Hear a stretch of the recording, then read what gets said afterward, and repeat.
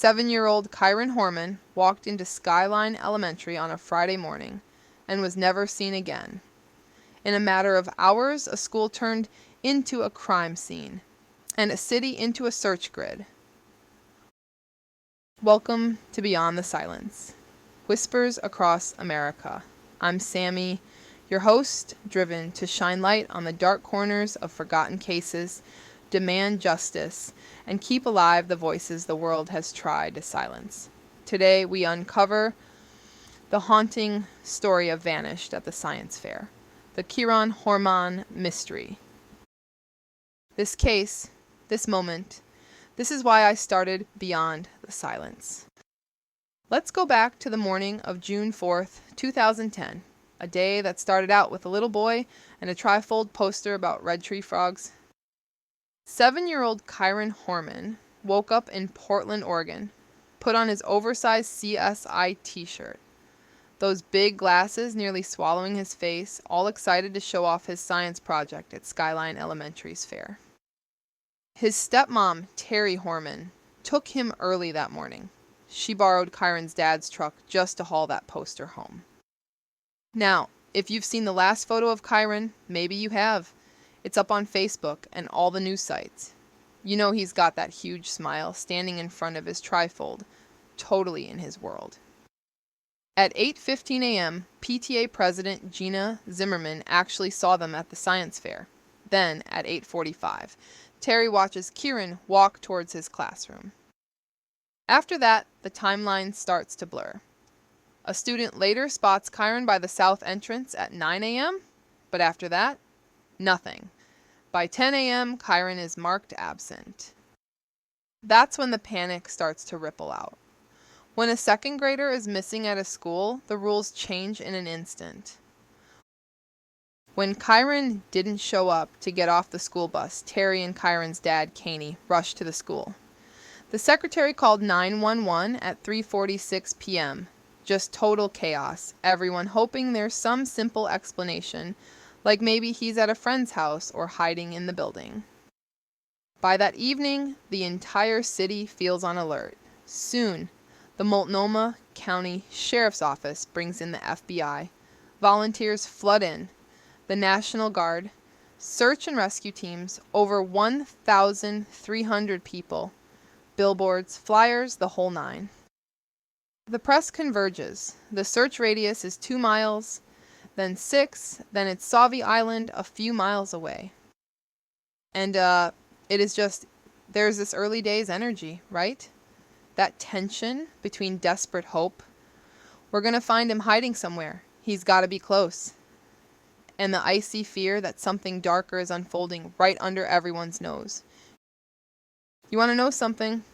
Covering cases like this, you learn quick how hard it is to balance urgency and hope. You want to believe in the miracle, but as night falls, and with every passing hour without news, the whole atmosphere changes.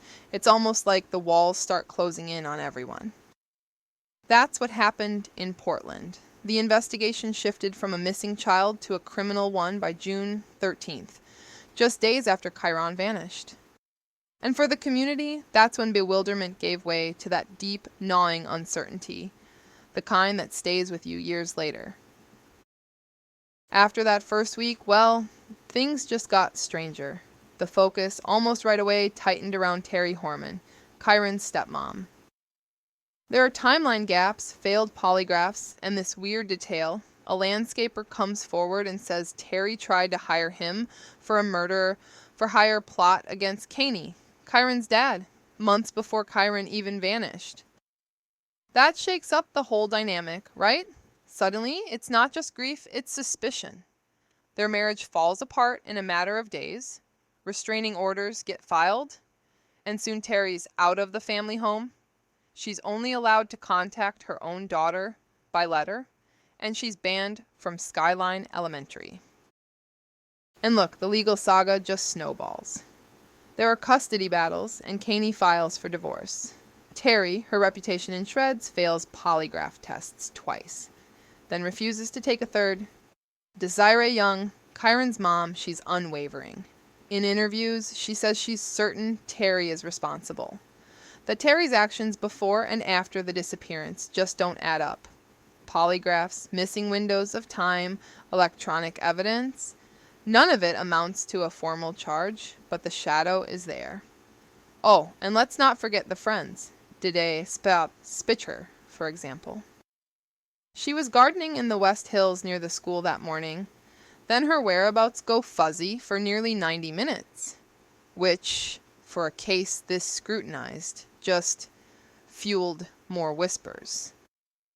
Police even said Didi helped Terry buy a burner phone at one point. There's this whole undercurrent of friendship, loyalty, and secrecy that makes the investigation so messy. Over time, public opinion split wide open. Some saw Terry as a scapegoat, others saw her as the only logical suspect.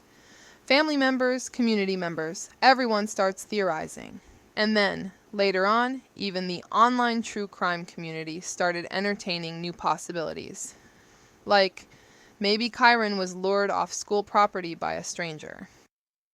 That theory's recent. A person, maybe someone at the fair, convinces Kyron to follow them, promising to show him frogs or something. No physical evidence for that. But it's one of those what-ifs that just won't die. Especially when law enforcement starts running out of leads. I get it. Cases like this, they become a kind of mirror for all our anxieties, and every unknown becomes an obsession. So here we are, 2025, 15 years since Kyron walked into Skyline Elementary and disappeared. No arrests, no confirmed evidence. But the story, it's still very much alive. Partly because the people who loved Kyron simply refused to let it go cold. Desiree Young, Kyron's mother, has spent years fundraising, raising money, organizing searches, keeping Kyron's face on billboards. She's pushed for the newest age-progressed photos, public events, vigils. She even helps run a dedicated tip website. On the 10th anniversary, the community held balloon releases. By the 15th, they're still holding candlelight vigils outside Skyline, still asking questions no parent should have to ask. But let's talk about law enforcement now. There's a renewed sense of urgency under the new district attorney Nathan Vasquez, and advances in digital forensics. Case files are being digitized. The FBI's Behavioral Analysis Unit is reviewing all the records with fresh eyes. They're using new technology to sort through tips, to comb through thousands, literally thousands, of pages and pieces of evidence. Maybe, just maybe, that finally gives this story a chance at a real turn. I want you to picture this. After 15 years, families still gathering for vigils at the school, standing shoulder to shoulder, some holding photos of a little boy who would now be in his 20s. There's a $50,000 reward for new information. There are investigators pushing on, and there's still media coverage. New specials, true crime festivals, and podcasts like this one, keeping Kyron's story in the light. That emotional endurance, it's rare and it's powerful. Kyron's family and his community, they're not giving up. Not now, not ever. That's it for today's episode. The questions remain and the search continues. Because every lost soul deserves answers, and every story deserves to be heard. What are your thoughts? What do you believe happened? Share your voice, because sometimes the smallest detail can spark the biggest breakthrough. I'm Sammy, and this is Beyond the Silence, Whispers Across America. Thank you for listening. Stay safe, and I'll see you next time.